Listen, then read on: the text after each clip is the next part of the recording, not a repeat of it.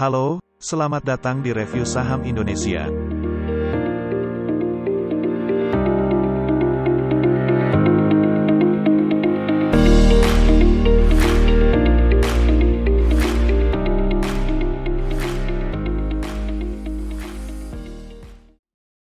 Sektor manufaktur di bidang bahan pokok merupakan sektor yang selalu mempunyai tempat di pasar nasional maupun internasional.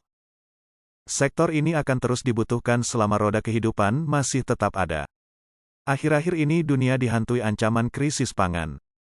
Di tengah ancaman krisis tersebut, Indonesia sampai saat ini masih mampu bertahan untuk memenuhi kebutuhan pangan nasional. Di tahun ini, Bursa Efek Indonesia akan kedatangan emiten baru yang bergerak di bidang sektor barang konsumen primer. Sektor tersebut bukanlah yang pertama di Bursa Efek Indonesia. Emiten ini bernama PT Sumber Tani Agung Resources Terbuka. Perseroan ini menjadikan crude palm oil sebagai produk utamanya.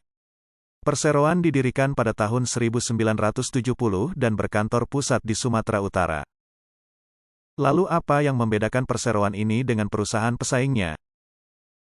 Grup Perseroan memiliki 13 lokasi perkebunan kelapa sawit, 9 pabrik kelapa sawit, 1 pabrik kernel crushing, dan 1 pabrik solvent extraction yang berlokasi di Sumatera Utara, Sumatera Selatan, Kalimantan Barat, dan Kalimantan Tengah.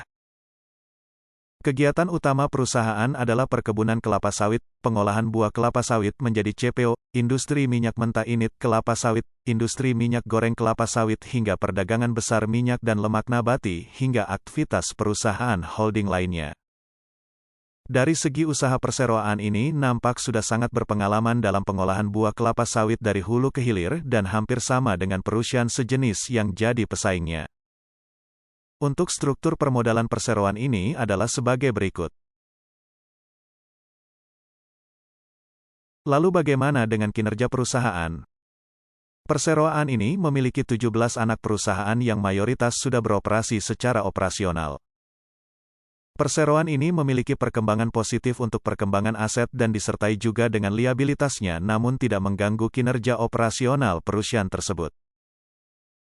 Secara umum perusahaan ini siap untuk terus beroperasi dan tentunya dengan menjaga kinerja perusahaan maka akan mampu untuk terus menghasilkan laba.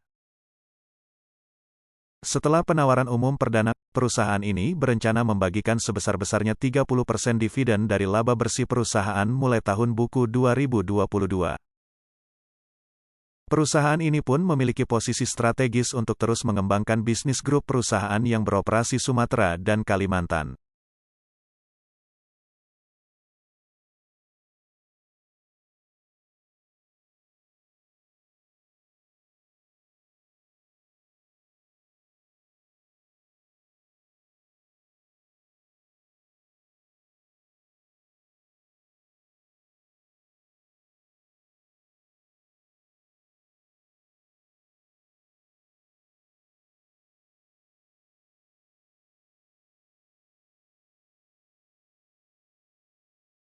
Yang menjadi penjamin pelaksana efek adalah CIMB Niaga Sekuritas dan DBS Vickers Sekuritas Indonesia.